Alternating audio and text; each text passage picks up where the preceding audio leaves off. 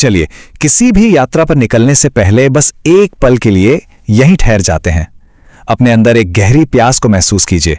एक ऐसी प्यास जो जानकारी से, ज्ञान से या किताबों से नहीं बुझ सकती। ये प्यास है सत्य के अनुभव की। और ये चिंतन उसी खोज के राज को और उस परम समर्पण के कमल को खिलते हुए देखने की एक कोशिश है। एक पल रुकिए और पूरी ईमानदारी से अपने अंदर झांक कर देखिए। वो सवाल जो आपके मन में दिन रात गूंजते हैं, क्या वो सच में आपकी आत्मा की गहराई से, आपकी अपनी पीड़ा से जन्मे हैं, या फिर वो बस समाज, धर्म ग्रंथों और दूसरे लोगों की मान्यताओं की एक गूंज मात्र है? क्योंकि एक बात हमेशा याद रखिएगा, जब तक सवाल आपका अपना नहीं होता, जवाब कभी भी आपका नहीं हो सकता। तो चलिए इस यात्रा के पहले पड़ाव में चलते हैं। हमारे जो सवाल होते हैं ना, वो एक आईने की तरह है। वो सिर्फ जानकारी नहीं मांगते, वो हमारी चेतना का स्तर क्या है, हम किस अवस्था में हैं, ये सब कुछ सामने रख देते हैं। और यही वजह है कि एक जागा हुआ गुरु हर सवाल का जवाब नहीं देता, क्योंकि वो सवाल में नहीं, वो सवाल पूछने वाले की आंखों में झांकता है। देखिए, अस्तित्व से जब कोई सवाल पूछा जाता है ना, तो उसके केवल 3 ही स्रोत हो सकते हैं। पहला, मूढ़ता यानी अज्ञान और भागने की आदत। दूसरा, पांडित्य मतलब ज्ञान का अहंकार, ये साबित करने की होड़ कि मैं कितना जानता हूं। और तीसरा और सबसे दुर्लभ, मुमुक्षा, सत्य को जानने की एक असली, एक सच्ची, एक ऐसी प्यास जिसके लिए इंसान अपनी जान तक दांव पर लगा दे। और केवल इसी तीसरे सवाल में रूपांतरण का बीज छिपा होता है। ये जो मूढ़ता से भरा सवाल होता है ना, ये असल में अपनी हकीकत से, अपनी तकलीफ से भागने का एक बहुत ही चालाक, एक साइकोलॉजिकल तरीका है। वो अगर मगर में जीता है। कल क्या होगा, दुनिया का क्या होगा, दूसरों के साथ क्या होगा, इन फालतू के सवालों में उलझकर इंसान असल में अपने अंदर जो घर जल रहा है उसे देखने से बचना चाहता है। ये अस्तित्व की पीड़ा से एक तरह का पलायन है। और फिर आता है दूसरा सवाल, पांडित्य का। ये ज्ञान की खोज नहीं, ये तो अहंकार की घोषणा है। वो गुरु को परखना चाहता है, उसे अपनी जानकारी के जाल में फंसाना चाहता है। वो कहता है, शास्त्र तो ये कहते हैं, आप कुछ और कह रहे हैं। लेकिन एक सच्चा खोजी, एक मुमुक्षु, उसका सवाल उसके दिल की आग से उठता है। वो कहता है, छोड़िए शास्त्रों को, मेरी जिंदगी जल रही है, मेरे घर में आग लगी है, मेरे लिए रास्ता क्या है? ये कोई दिमागी बहस नहीं है, ये जिंदगी और मौत का सवाल है। और बस यही है मुमुक्षा। ये एक ऐसी अवस्था है जब सवाल सिर्फ दिमाग की खुजली नहीं रह जाता, बल्कि आपकी हर सांस, आपकी हर धड़कन में गूंजने लगता है। जब आप सवाल पूछते नहीं, बल्कि आप खुद एक जीता जागता, धड़कता हुआ प्रश्न बन जाते हैं। जब जवाब पाना जीने मरने का सवाल बन जाता है, तभी और केवल तभी असली यात्रा की शुरुआत होती है। एक बहुत पुरानी, बहुत खूबसूरत ज़ेन कहानी है जो इस बात को बड़े कमाल से दिखाती है। टोक्यो का गवर्नर एक महान गुरु से मिलने गया। उसने दरवाजे पे अपना विजिटिंग कार्ड भेजा जिस पर लिखा था, टोक्यो का गवर्नर। अंदर से गुरु का संदेश आया, मैं इस व्यक्ति को नहीं जानता, इसे वापस भेज दो। गवर्नर तो हैरान रह गया, पर फिर उससे अपनी गलती समझ आई। उसने एक सादा कार्ड लिया जिस पर सिर्फ अपना नाम लिखा और दोबारा अंदर भेजा। इस बार गुरु ने दरवाजा खोलकर कहा, अरे तुम हो, मैं तो कब से तुम्हारी राह देख रहा था, अंदर आ जाओ। सत्य के दरवाजे पर आपकी पदवी, आपका अहंकार अंदर नहीं जा सकता, वहां तो सिर्फ आपका नग्न अस्तित्व ही जा सकता है। अब होता क्या है कि जब एक साधक सच्चा सवाल पूछना सीख जाता है, तो वो कर्म के रास्ते पर निकल पड़ता है। वो ध्यान करता है, प्रार्थना करता है, साधना के हर मुमकिन प्रयास करता है। लेकिन बहुत जल्दी वो एक दीवार से जाके टकराता है, एक ऐसी दीवार जहां उसका हर करना बेकार हो जाता है। ये आत्मविकास की यात्रा का सबसे मुश्किल मोड़ है। इसे कहते हैं असहायता की दीवार। और इस हालत में साधक एक बहुत ही अजीब कश्मकश में फंस जाता है, एक दुविधा के जाल में। वो ना तो पूरी तरह नास्तिक हो पाता है जो सब कुछ छोड़ दे, और ना ही पूरी तरह आस्तिक जो सब कुछ सौंप दे। उसकी श्रद्धा को हमेशा शक का कीड़ा कुतरता रहता है, और उसका शक विश्वास की धुंध में कभी साफ नहीं हो पाता। वो एक आधी अधूरी, एक नपुंसक अवस्था में अटक जाता है, जहां कोई तरक्की, कोई विकास मुमकिन नहीं होता।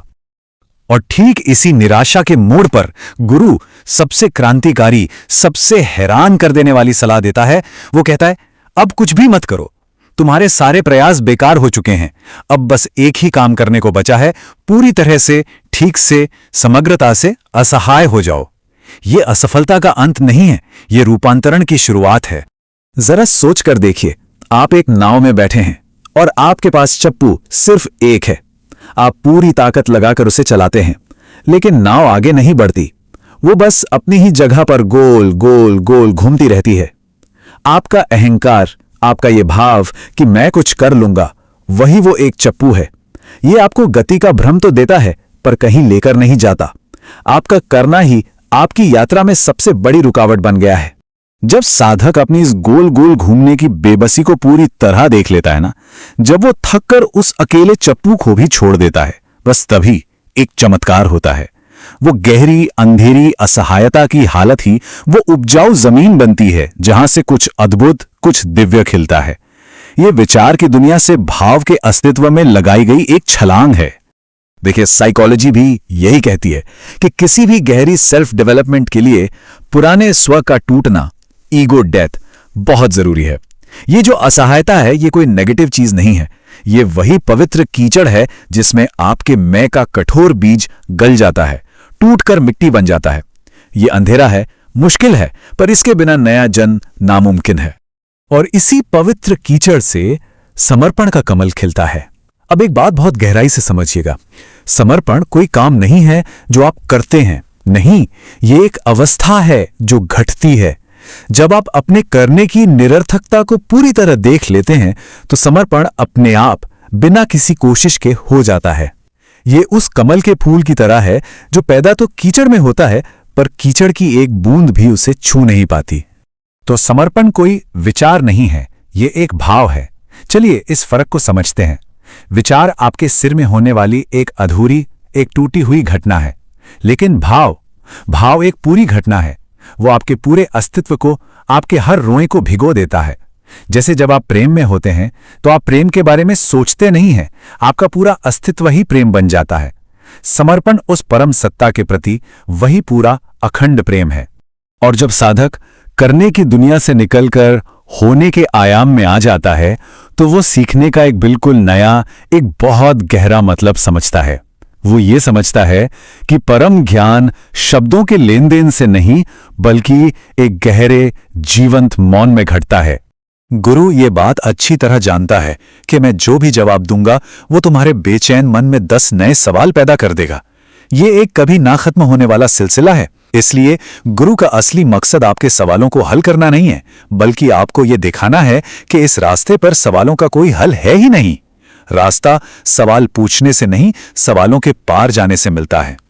हमारी प्राचीन ज्ञान परंपरा ने इस राज को एक बड़ा ही खूबसूरत शब्द दिया है, उपनिषद।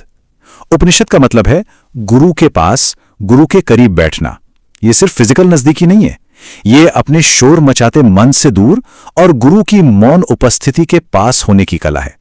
ये एक ऐसी ग्रहणशील अवस्था है जहां ज्ञान शब्दों से नहीं, बल्कि चेतना से चेतना में बहता है। ठीक वैसे ही जैसे एक जलता हुआ दिया दूसरे बुझे हुए दिए को छूकर जला देता है। तो इस मौन में बैठने का अभ्यास आखिर है क्या? ये अपने मन के आकाश में आते जाते विचारों के बादलों को बस देखना है, बिना किसी भेदभाव के, बिना किसी जजमेंट के। विचार आते हैं और चले जाते हैं। आप वो बादल नहीं हैं, आप तो वो खाली आकाश हैं जिसमें ये सब हो रहा है। साक्षी बनिए, और जैसे ही आप आकाश हो जाते हैं, आप शांत हो जाते हैं, और उसी शांति में परम संवाद होता है। और अब ये यात्रा अपने आखिरी और सबसे जरूरी पड़ाव पर पहुंचती है। दुख की प्रकृति क्या है और उससे मुक्ति का परम सत्य क्या है, इसे समझना। यह सिर्फ कोई फिलॉसफिकल बात नहीं, बल्कि एक ऐसा बोध है जो आपकी जिंदगी को जड़ से बदल सकता है। हम लोग अक्सर सोचते हैं कि नर्क और स्वर्ग कोई जगह हैं जो मरने के बाद मिलेंगी, लेकिन सच तो यह है कि नर्क हमारे ही दुखी मन की हालत है, जिसे हम हर पल, हर जगह अपने साथ ढोते फिरते हैं। और स्वर्ग उसी दुखी मन की सुख पाने की एक कल्पना है, एक सुनहरा सपना। मोक्ष इन दोनों से आजादी है। यह स्वर्ग जाने की इच्छा नहीं, बल्कि नर्क और स्वर्ग दोनों के इस दिमागी खेल को साफ साफ देख लेने की परम क्रांति है। तो फिर इस दुख का, इस नरक का असली कारण क्या है? जरा इस चार्ट को बहुत ध्यान से देखिए। यह अस्तित्व के सबसे गहरे राजों में से एक को खोलता है। एक तरफ है आपके अंदर सुख की मांग का लेवल, और दूसरी तरफ है आपके पीड़ा का लेवल। और आप देखेंगे कि ये दोनों खंबे हमेशा, मैं दोहराता हूं, हमेशा बराबर ऊंचाई पर होते हैं। आपके दुख की वजह बाहरी हालात नहीं है, आपके दुख की मात्रा आपके अंदर सुख की मांग की मात्रा की ठीक बराबर होती है। ये एक सीधा सरल गणित है। और इसीलिए मुक्ति का रास्ता दुख से भागना नहीं है, वैराग्य दुख से पलायन नहीं है, जैसा हमने समझ लिया है।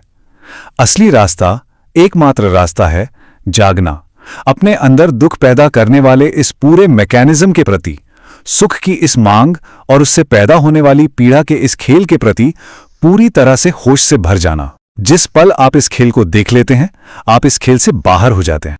तो अब आखिरी सवाल, जो कोई और नहीं आपको खुद से पूछना होगा, वो ये है, आप अपने जीवन की ये अनमोल ऊर्जा कहां लगाएंगे? परिस्थितियों को बदलने और दुख से भागने की इस अंतहीन बेकार की दौड़ में, या फिर एक पल ठहर कर अपने भीतर उस स्रोत के प्रति जागने में जहां से ये सारा खेल जन्म लेता है? चुनाव आपका है।